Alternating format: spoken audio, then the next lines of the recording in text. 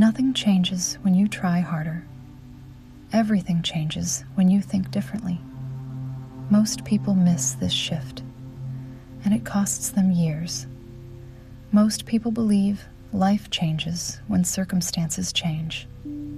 When more money arrives, when the right relationship shows up, when confidence finally appears. But that's not how change actually works.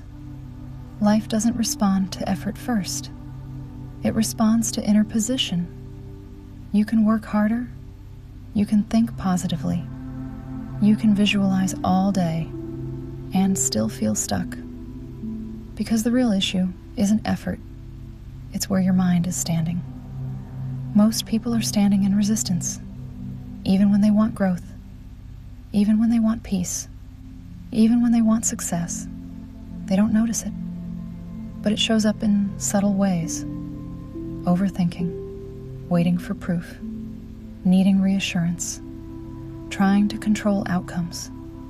This isn't failure, it's conditioning. From a young age, we're taught that life responds to struggle, that worth comes from proving, that safety comes from control. So we bring that mindset into everything. Goals, relationships, money, self-worth, and we wonder why things feel heavy. Florence Scovel Shinn talked about this without using modern psychology terms.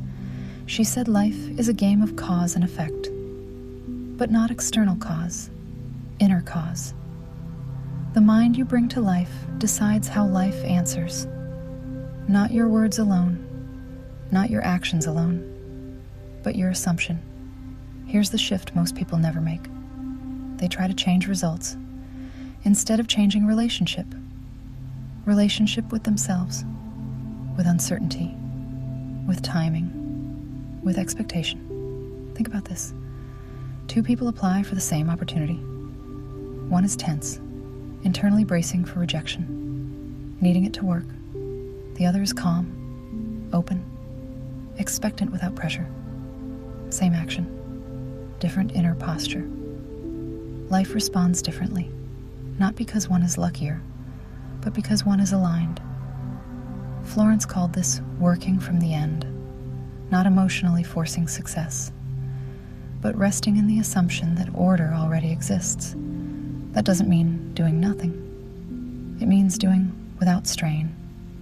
Most people are trying to push life forward, but life moves when resistance drops. Here's a metaphor. Imagine holding a rope tied to a door. You pull harder and harder, but the door opens inward. Effort increases. Results don't. The shift happens when you stop pulling and change direction, mentally, emotionally.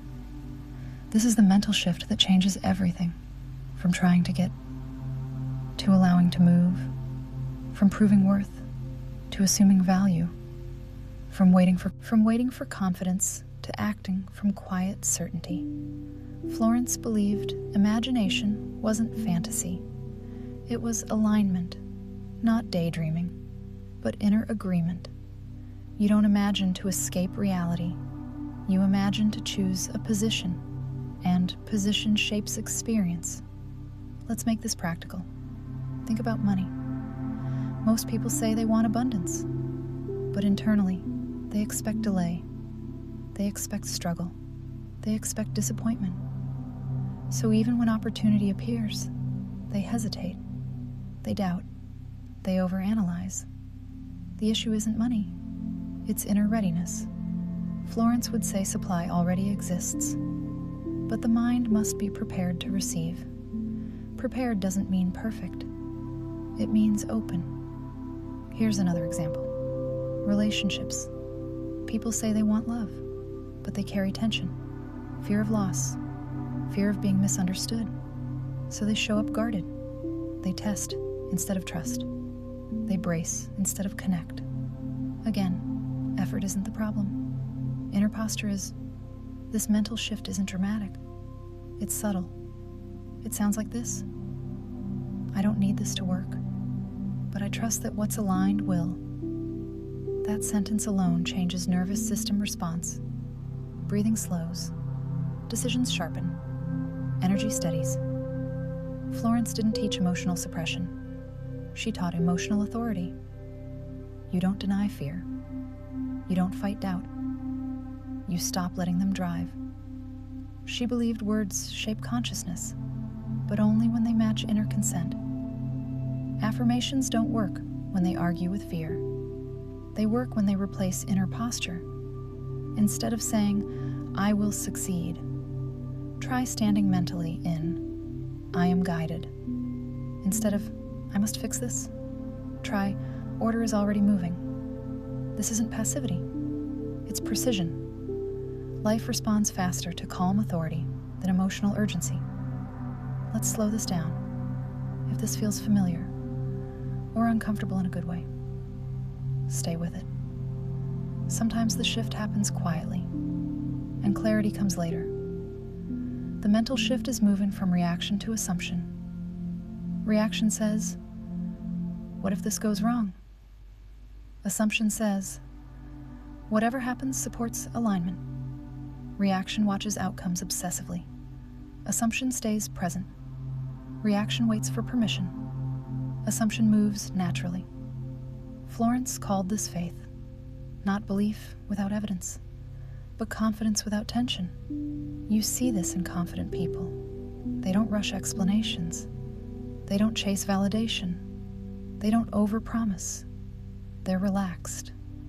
And life follows that lead. This is why forcing positivity fails, because it keeps tension alive. Calm expectation dissolves resistance. Now let's apply this internally. Next time you feel stuck, don't ask, "What should I do?" Ask, "Where is my mind standing?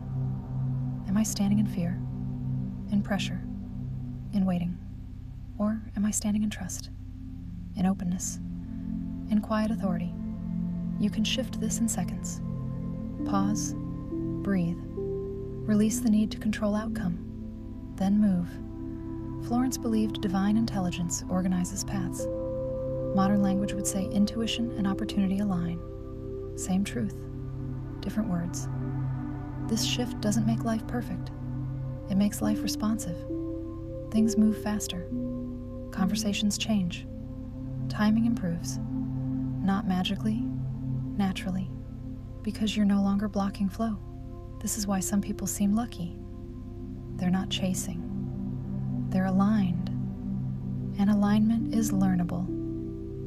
You don't need to overhaul your life. You don't need a new personality. You need a new inner position. Florence taught that the game changes when the player changes, not the board. And the player is your consciousness. Tonight, this week, the next decision you make, practice this shift before acting, before speaking, before reacting. Ask yourself, am I moving from trust or from fear? Choose trust, even gently. That choice compounds.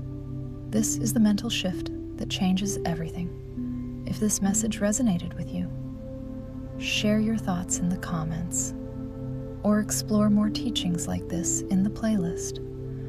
And if you want to keep walking this path calmly and clearly, you're welcome to subscribe.